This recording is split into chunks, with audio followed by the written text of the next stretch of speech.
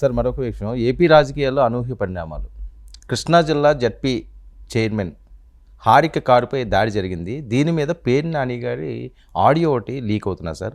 ఆ ఫోన్ సంభాషణ లీక్ కావడంతో గుడివాడలో కొత్త రాజకీయం మలుపు తిరిగింది అని. టీడీపీ గూండాల దాడికి పోలీసులు రక్షణగా ఉంటారంటూ పేర్ని నాని చేసిన వ్యాఖ్యలు ఒకసారి బయట విందాం సార్ ప్లీజ్. గుడివాడలో జడ్పీ చైర్పర్సన్స్ దాని ఏదో స్టేట్ వైడ్ ఇష్యూ కింద బీసీ లేడీస్ మీద అటాక్ చేశారు. తెలుగుదేశం ఎమ్మెల్యే బృందాలు ఎమ్మెల్యే డైరెక్షన్ పైనుంచి లోకేష్ డైరెక్షన్ కొంచెం గట్టిగా స్టేట్ వైడ్గా అందరితో మాట్లాడించి కొద్దిగా చేస్తే బాగుంటుంది.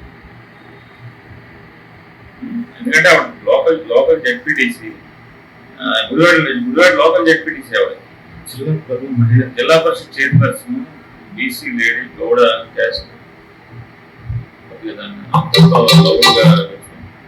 టేకప్ చేస్తున్నాం.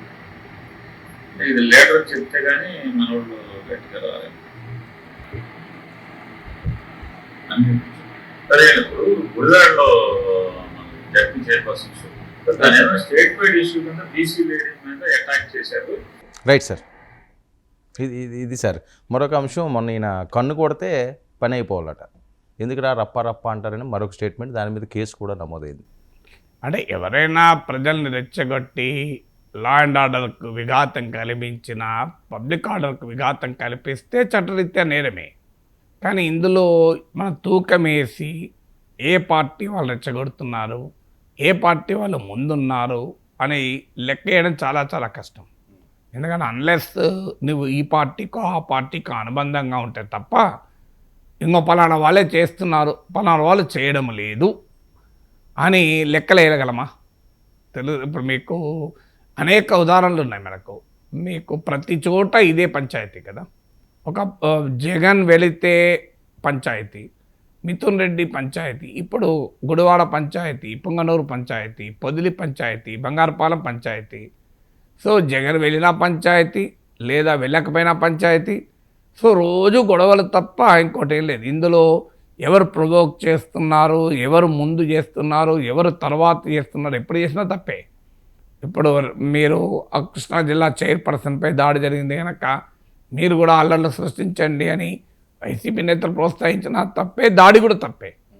అసలు అందువల్ల ఇందులో తప్పులు ఎవరు మొదలు పెట్టారు, ఎవరు తర్వాత, ఎవరు రప్ప ఆడించారు అని లెక్కలేసుకుంటే ఎక్కడికి వెళ్తామో ఎవరికి అర్థం కాదు. కానీ లా అండ్ ఆర్డర్ మెయింటైన్ చేయాల్సింది మాత్రం ప్రభుత్వం పైన ఉంటుంది. సో ప్రభుత్వము లా అండ్ ఆర్డర్ని కంట్రోల్ చేయకపోతే అల్టిమేట్గా ప్రశ్న వచ్చేది, విమర్శ వచ్చేది ప్రభుత్వం పైన. అందువల్ల లా అండ్ ఆర్డర్, లా ఎన్ఫోర్స్మెంట్ అనేది నాన్ పొలిటికల్గా, నాన్ పార్టిజాన్గా జరగాలి. సో ఆంధ్రప్రదేశ్లో సమాజమే రెండుగా చెరిపోయింది. పార్టీ సొసైటీ అంటారు. సో అంటే పార్టీలు, ఇప్పుడు మీకు బెంగాల్లో చూసాం మనం, బెంగాల్లో అసలు పార్టీ సొసైటీగా మారిపోయింది. మొదట్లో మీకు తృణమూల్ కాంగ్రెస్, వామపక్షాలు, ఇప్పుడు తృణమూల్ కాంగ్రెస్, బీజేపీ. అసలు గ్రామాలు తగలబడుతుంటాయి, కొట్టుకుంటుంటారు, అల్లర్లు, హత్యలు. ఒక కల్లోలిత రాష్ట్రంగా బెంగాల్ మారిపోయింది. పార్టీ సొసైటీగా మారి సమాజాన్ని చివరి వరకు కూడా నేను పార్టీగానే చీలుస్తాను, పోలరైజ్ చేస్తానంటే ఏ పరిణామాలు వస్తాయో బెంగాల్ చూస్తే అర్థమవుతుంది. సో ఈవెన్ మీకు తమిళనాడులో కూడా పార్టీ సొసైటీగా డివైడ్ అయినా అన్నా డిఎంకే ఈ హింసాయుత వాతావరణం లేదు. మీకు బెంగాల్లోనేమో హింసాయుత వాతావరణం, ఆంధ్రప్రదేశ్ మరో బెంగాల్ అవుతుందా అనే భయం కలుగుతుంది. దీనికి కారణం వైసీపీ అని టీడీపీ అనొచ్చు, టీడీపీ అని వైసీపీ అనొచ్చు. అందులో అది ఎవరు ఏ ఇన్సిడెంట్లో ఎక్కడ, ఎవరు ముందు ఎవరు వెనక, ఈ బ్యాలెన్స్ షీట్లోకి నేను వెళ్ళడం లేదు. అది తరం కూడా కాదు మనది. బ్యాలెన్స్ షీట్లోకి వెళ్తే ఎవరు ముందు చేసినా వెనక చేసినా తప్పే కదా. ఎవరు ప్రొవోక్ చేసినా, ఎవరు రియాక్ట్ అయినా తప్పే. సో అల్టిమేట్గా లాలెస్ స్టేట్గా ఆంధ్రప్రదేశ్ పోకూడదు. అందులో చంద్రబాబు నాయుడుకు ఉన్న ప్రత్యేకమైన గుర్తింపే గవర్నెన్స్. మీకు సంక్షేమము, చంద్రబాబు నాయుడు సూపర్ 6 అన్న, సంక్షేమం గురించి ఎంత మాట్లాడినా సంక్షేమం గురించి చంద్రబాబు నాయుడుతో ఎవరు ఐడెంటిఫై కారు. చంద్రబాబు నాయుడుతో ఐడెంటిఫై అయ్యేదే development, governance, rule of law, law and order maintain చేస్తాడు, అడ్మినిస్ట్రేషన్ పైన గట్టి పట్టుంటుంది అనేది చంద్రబాబు నాయుడుకున్న యునీక్ సెల్లింగ్ ప్రపోజిషన్, యూఎస్పీ. అందువల్ల చంద్రబాబు నాయుడు ప్రభుత్వంలో ప్రజలు ఆశించేది ఏంటంటే 4 సంక్షేమ పథకాలు అమలు కాకపోయినా అది ప్రజలకు తెలుస్తుంది. ఇవి ఆయన బ్రాండ్ ఆఫ్ పాలిటిక్సే కాదు, రాజశేఖర్ రెడ్డి ఆ తర్వాత జగన్మోహన్ రెడ్డి ఇచ్చిన సవాల్కి ఆయన రెస్పాండ్ అవుతూ ఆయన కూడా వెల్ఫేర్ పాలిటిక్స్ మొదలు పెట్టాల్సి వచ్చింది. మనందరికీ తెలిసిన ఉచిత విద్యుత్తు పైన చేసిన వ్యాఖ్యలు ఉమ్మడి రాష్ట్రంలో. కానీ governance, development, law and order విషయంలో మాత్రం జగన్తో పోల్చినప్పుడు చంద్రబాబు నాయుడుకే మార్కులు వేస్తారు. ఏమైనా నాన్ పొలిటికల్ న్యూట్రల్ ఓటర్ కూడా, ఒక ఏ రాజకీయ పార్టీలతో సంబంధం లేని ఓటర్ కూడా లా అండ్ ఆర్డర్, అడ్మినిస్ట్రేషన్ పైన పట్టు విషయంలో చంద్రబాబు నాయుడుకే ఓటేస్తారు. సో అలాంటి ప్రభుత్వం ఉంది కనుక మరింత బాధ్యత ఉంటుంది. ఈ పొలిటికల్ రైవల్రీ ఇలాగే పోతే ఒక దశకత్తే ఇది అటానమస్ క్యారెక్టర్ అవుతుంది. ఈవెన్ అధికారంలో ఉన్న ప్రభుత్వాలపై కూడా కంట్రోల్ ఉండదు. మీకు ఇక పార్టీ, సొసైటీ అని ఎందుకంటారంటే సమాజంలో ఇది ఒక అటానమస్ క్యారెక్టర్. ఈ వైలెన్స్ కనుక సంతరించుకుంటే నో గవర్నమెంట్ కంట్రోల్. ఎప్పుడు కూడా గుర్తుపెట్టుకోవాలి వర్మ గారు, మనము పోలీసులతోనే లా అండ్ ఆర్డర్ కంట్రోల్ చేస్తామనుకున్న పొరపాటు. ఎంతమంది ఉంటారు పోలీసులు? మీకు ఎన్ని లక్షల మంది ఉంటారా, కోట్ల మంది ఉంటారా? ఆర్మీతోనే మీకు నార్త్ ఈస్ట్లో కంట్రోల్ అవుతుందా? మీకు కంట్రోల్ కావాలి అంటే పోలీసు, లా ఎన్ఫోర్స్మెంట్ అవసరమే, but not the it is essential but not the exhaustive అంటారు. అంటే కేవలము సమర్థవంతమైన పోలీసు ఉంటేనే లా అండ్ ఆర్డర్ మెయింటైన్ కాదు. ఎందుకు కాదు అంటే ప్రతి మనిషికి ఒక పోలీసుని అయితే పెట్టలేం కదా. పోలీస్ ఫోర్స్ లిమిట్, తర్వాత యూజ్ ఆఫ్ ఫోర్స్ లిమిట్ ఉంటుంది. ఉదాహరణకు 1000 మంది అటు, 1000 మంది ఇటు కర్రలు గిర్రలు పట్టుకొని, రాడ్లు పట్టుకొని వస్తారు. పోలీసు ఏం చేయాలి? పోలీసు కాల్పులు జరపాలన్నా? జరిపితే 100 మంది చనిపోతారు. What can police do? ఎందుకంటే ఇది వెరీ క్రిటికల్ సిచ్యువేషన్. నేను సర్దార్ పటేల్ నేషనల్ పోలీస్ అకాడమీలో ఐపీఎస్ అధికారులకు దాదాపు 15 ఏళ్ళు క్లాసులు చెప్పాను. సో నా సబ్జెక్ట్ పైన. సో అందువల్ల అనుభవంతో చెప్తున్నా, policing alone can control law and order అనుకుంటే పొరపాటు. పోలీసింగ్ ఒకటే కాదు, పాలిటిక్స్ కంట్రోల్ చేయాలి, లా అండ్ ఆర్డర్ను సొసైటీ కంట్రోల్ చేయాలి, పబ్లిక్ డిస్కోర్స్ కంట్రోల్ చేయాలి, సివిల్ సొసైటీ కంట్రోల్, అన్ని యాక్టర్స్ అందులో పాత్ర పోషించాలి. మీరు సమాజాన్ని రాజకీయంగా ఒక యుద్ధ శిబిరాలుగా మార్చి, ఎవరు మార్చారని డిబేట్లో కూడా వెళ్ళడం లేదు. ఎందుకంటే ఎవరు మార్చారంటే ఇంకోరికి కోపం వస్తుంది. కానీ రాజకీయాల్ని యుద్ధ శిబిరంగా మార్చితే పోలీస్ కంట్రోల్ చేయగలుగుతుందా? ప్రాక్టికల్గా సాధ్యమా?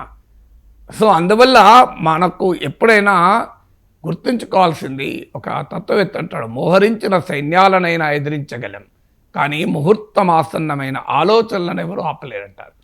ఆలోచన మాత్రమే ఈ వైలెన్స్ ఆపగలరు. ఆలోచన ఏంటి? ఒక హెల్తీ పాలిటిక్స్, ఒక ఆర్గ్యుమెంటేటివ్ పాలిటిక్స్, ఒక కాంపిటేటివ్ పాలిటిక్స్. కానీ ఈ కాంపిటీషన్ ఎక్కడికి పోతుంది మనం? అంటే ఒక పార్టీ మరో పార్టీని వాళ్ళని చూస్తే తన్నాలి, కొట్టాలి, పొడవాలనేంత కోపంతో రాజకీయ శిబిరాలు ఉంటే, ఒక వార్లైక్ వాతావరణాన్ని మీరు క్రియేట్ చేస్తే స్టేట్ విల్ బి లాలెస్. నేను ముందు చెప్తున్నాను, ఒక గొప్ప రాష్ట్రం ఆంధ్రప్రదేశ్. అందులో గవర్నెన్స్, రూల్ ఆఫ్ లాకు పేరుగాంచిన ముఖ్యమంత్రి ఇప్పుడు గనక లాలెస్గా మారిపోతే చంద్రబాబు నాయుడు కాదు, అంతకన్నా పవర్ఫుల్ అడ్మినిస్ట్రేషన్ ఏం చేయలేడు. When society becomes lawless, police cannot control it.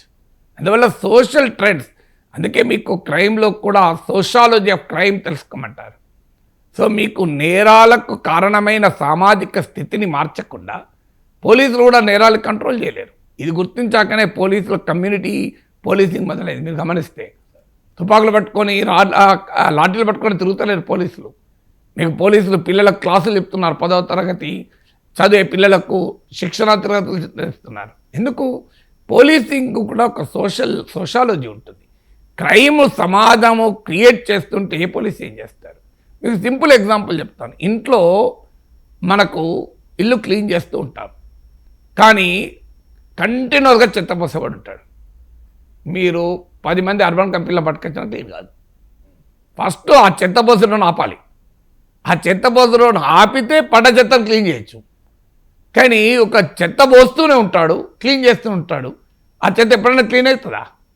ఇక్కడ క్లీన్ కావాల్సడానికి ఒక 10 మంది మనుషులు పెట్టినా క్లీన్ కాదు. అల్టిమేట్గా చెత్త పోసేవని ఆపాలి. అందువల్ల ఎప్పుడు కూడా పొలిటికల్ వయలెన్స్లో పోలీసు స్టేట్ మిషనరీ ఆపలేదు. ఆ పొలిటికల్ వయలెన్స్కు కారణమవుతున్న ఫ్యాక్టర్స్ని ఆపాలి అంటే ఇలా ఇప్పుడు పేరు నాని రెచ్చగొట్టాడు, రేపు అటువైపు ఇంకో రెచ్చగొడతారు, ఒకరు పర్యటన పోతే ఇంకోరు అడ్డుకుంటారు, ఓ నాయకుడి ఇంటి మీదకి ఇంకో నాయకుడు వెళ్తాడు, నోటికొచ్చినట్టు మేము మాట్లాడుకుంటాం రెచ్చగొట్టేలా. ఈ రకమైన పాలిటిక్స్ ఉంటే Andhra Pradesh will become lawless. So ఈ లాలెస్ స్టేట్గా మార్చకండి అని మాత్రమే చెప్పగలను.